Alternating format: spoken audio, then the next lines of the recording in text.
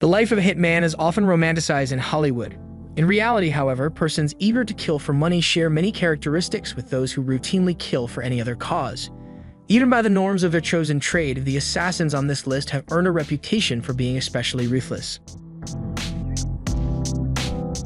Abdullah Catli, a Turkish killer, rose to prominence as the leader of the Grey Wolves, a far-right nationalist organization. He and other members of the organization murdered 7 students in 1978, believing them to be communist revolutionaries. The students were members of the left-wing Turkish Workers' Party, and the Grey Wolves invaded their flat expecting to find firearms, but they found nothing. They were bound and shot by the militants.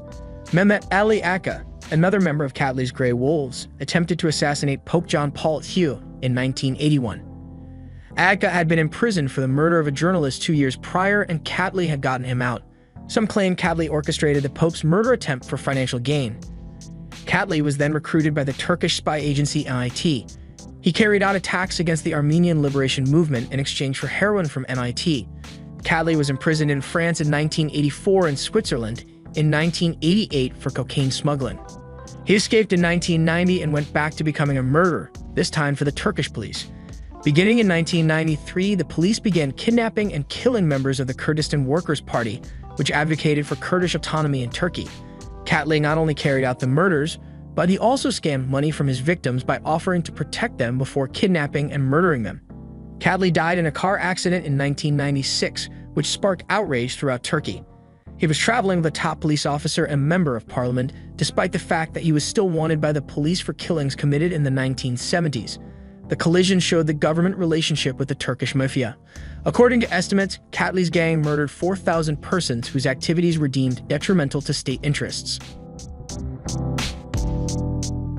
John Childs. John Childs is one of Britain's most prolific contract murderers.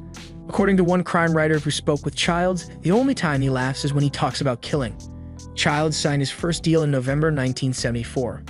Childs shot a businessman named George Brett with a submachine gun for £1,800. He also murdered Brett's 10-year-old son in order to remove him as a witness. Childs' second victim, for £4,000, was Fred Sherwood, the manager of a nursing facility. Childs killed Sherwood with a hammer before shooting him. The bodies of Childs' victims have never been discovered. He stated he cut up their remains, ran them through an industrial mincer, and then torched them in his living room.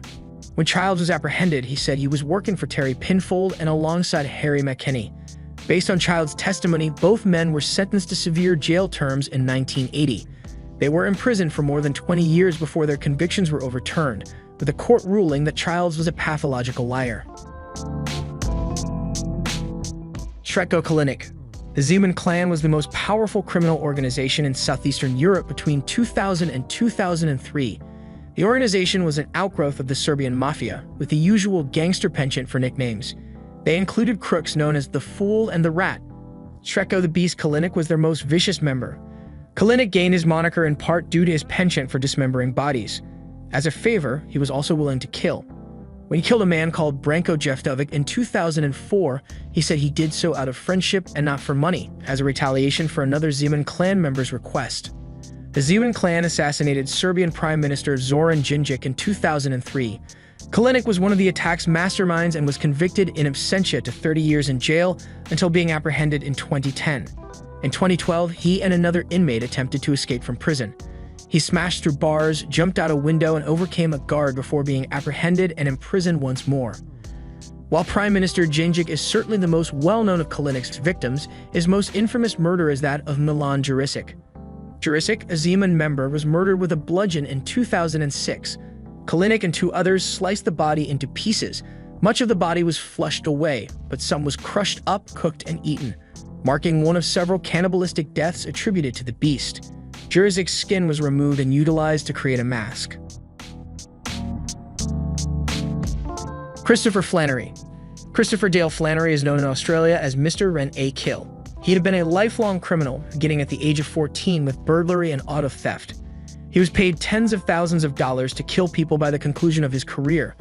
Flannery took a job as a bouncer at Melbourne nightclub in 1979, where he developed the contacts he needed to move in a contract killing. Roger Wilson, a lawyer who Flannery allegedly murdered for $35,000 in 1980, was one of his first jobs. He kidnapped Wilson and drove him into the wilderness before shooting him with a clip. The body was never discovered. Flannery was tried and acquitted, but was arrested on the way out of court for another murder. Flannery acquired a forged medical certificate declaring him unfit for trial, and the case eventually unraveled. The doctor who issued the certificate was convicted of perverting the course of justice. Flannery, on the other hand, exploited his freedom to relocate to Sydney and work as an enforcer for a local kingpin named George Freeman.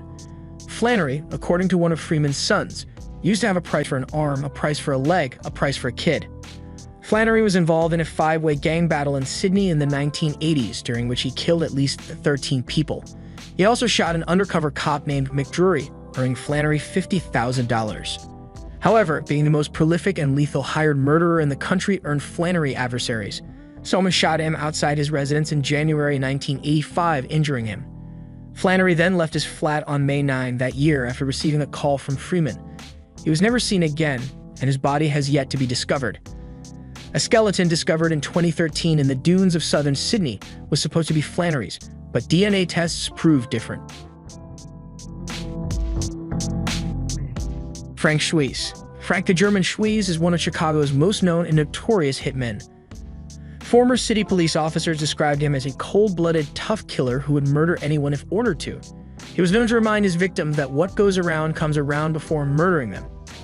Despite being the leading suspect in over a dozen hit-and-runs, he was never convicted of a single murder, though he was charged with numerous other offenses. His daughter, Nora Schweihs, participated on the 2012 reality show Mob Wives Chicago, where she criticized her father's reputation. That year, she had his body excavated to prove it was truly his, as she suspected the FBI had stolen his body after he died in 2008. Many people believe Schweihs murdered Marilyn Monroe for the Chicago mom and staged her death as suicide. The body of Schweihs' 18-year-old girlfriend was recovered in December 1962. One detective suspected she was murdered after learning about the Monroe attack from her boyfriend.